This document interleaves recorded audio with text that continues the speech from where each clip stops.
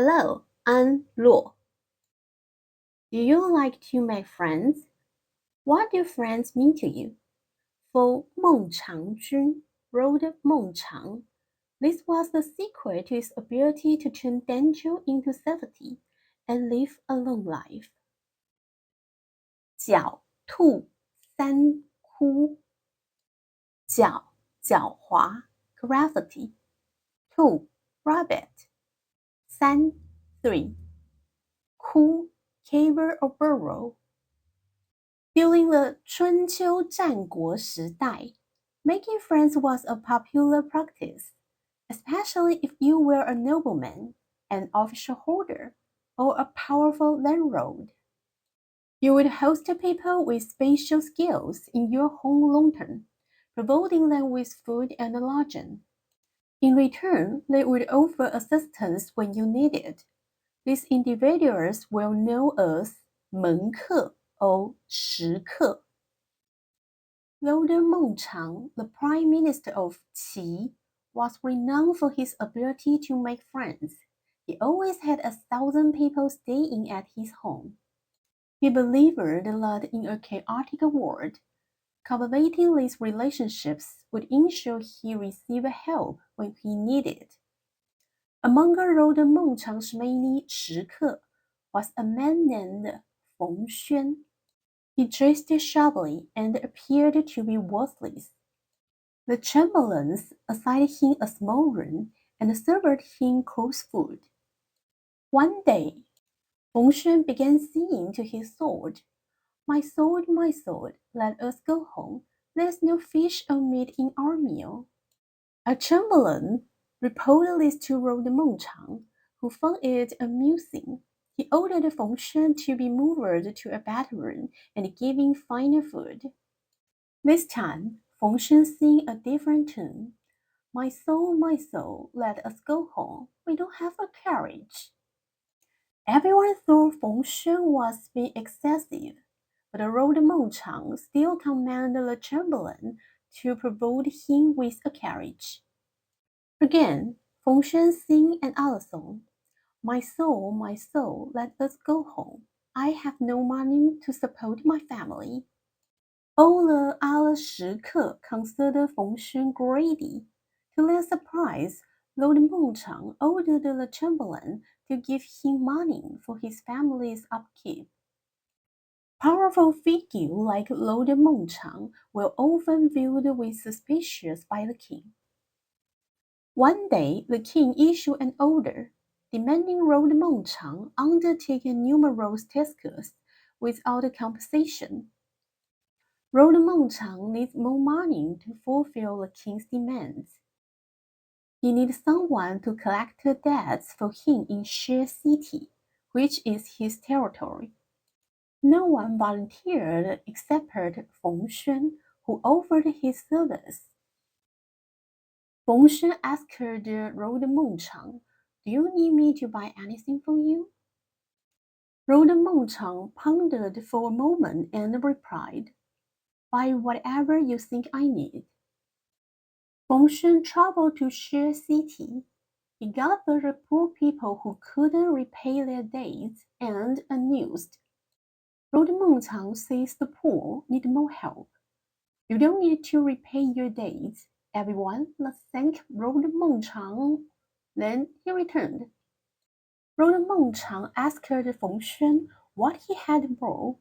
He replied, "I brought you benevolence and righteousness." Lord Meng Chang finally realizing that Feng Xuan hadn't collected any money. He was furious, but didn't say a word. Feng Xuan continued to stay by his side. A year later, the king ordered Lord Meng Chang to leave his position. Lord Meng Chang returned to She City. His 1,000 friends all abandoned him, but Feng Xuan followed him to She City. Lord Meng Chang asked Feng Xuan, "Why do you stay with me? The king might kill me in the future. I don't think staying with me is a good choice." "You are a great man, and I will help you become great again. She City is just the beginning." Feng Shen responded. Lord Mengchang was welcomed by the people of Xie City. Their warmth made him finally understand the true meaning of benevolence and righteousness. He thanked Feng Shen profusely. Feng Shen said, I will give you more. A crafty rabbit won't rest until it had 3 burrows, in which to hide comfortably. This is just the first. I have already connected with the king of Liang. It won't be long before they send people to visit us. Upon hearing of the importance that Liang placed on Lord Mengchang, the king of Qi quickly sent someone to invite Lord Mengchang back as prime minister. Feng Shen then advised Lord Mengchang to ask the king of Qi to establish a royal ancestral shrine of Qi in Xie City, which would ensure Xie's safety. At this point, all 3 preparations for avoiding disaster were complete. Lord Mengchang successfully served as Prime Minister of Qi for several more decades until his death. Lord Mengchang was once imprisoned by the king of Qin, who intended to kill him. He was able to escape thanks to the skill of his menke, specifically those with the ability to imitate the crowing of a rooster and the barking of a dog. The story goes like this. 鸡鸣狗盗。鸡 chicken, 鸣 crowing, 狗 dog, 盗 stealing. Once Lord Mengchang went on an envoy mission to Qin. The king of Qin, having long heard of Lord Mengchang's reputation, wanted to appoint him as his prime minister. However, the ministers strongly opposed this. Believing that as a nobleman from Qi, Lord Mengchang would undoubtedly prioritize Qi's interests over Qin's. The king of Qin then abandoned the idea of making Lord Mengchang prime minister, and instead imprisoned him, prepared to execute him. Seeing his life in peril, Lord Mengchang became extremely anxious. He sent someone to visit the king of Qin's favorite concubine, hoping she could intercede with the king on his behalf. The concubine agreed, but demanded a precious white fox-fur robe as a condition, because she knew that Lord Mengchang had given one to the king of Qin. However, there is only one of these precious white fox-fur robes, and there's no way to make another one in a short time. Just as Lord Mengchang was at a loss, one of his menke volunteered to sneak into the Qin palace and steal the white fox-fur robe. This menke, under the cover of darkness, pretending to bark like a dog to distract the guards, crawling through a door hole into the palace, and successfully stole the robe. Upon receiving the robe, the concubine spoke favorably of Lord Mengchang to the king of Qin, persuading him to allow Lord Mengchang to return to Qi. Fearing the king of Qin might change his mind, Lord Mengchang and his menke traveled back to Qi overnight. When they reached the Hangu Guan, they discovered that the gate was not open until dawn, when the chickens crowed. Just as Lord Mengchang worried that the king of Qin might go back on his word, another menke, skilled at imitating chicken calls, let out several realistic crows, prompting the nearby chickens to start crowing as well.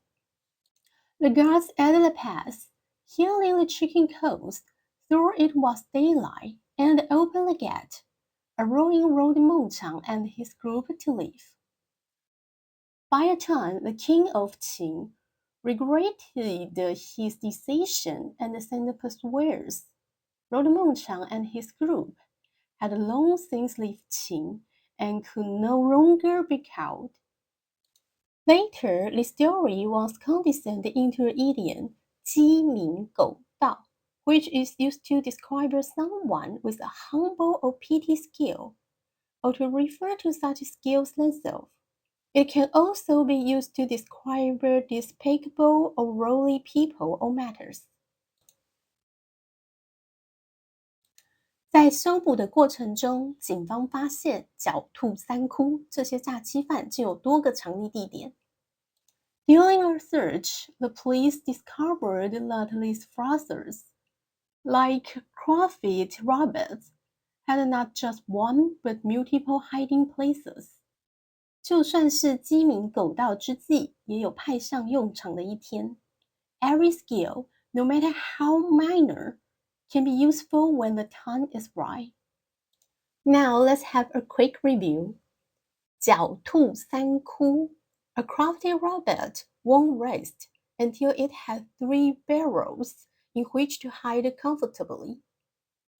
It's a metaphor for having multiple hiding places, a valorous preparation to avoid a disaster. 鸡鸣狗盗 is used to describe someone with a humble or petty skill, or to refer to such skills themselves. It can also be used to describe despicable or worldly people or matters. Okay, it's today's video. I hope you like it and share your idea with me. Thank you for watching and see you next time.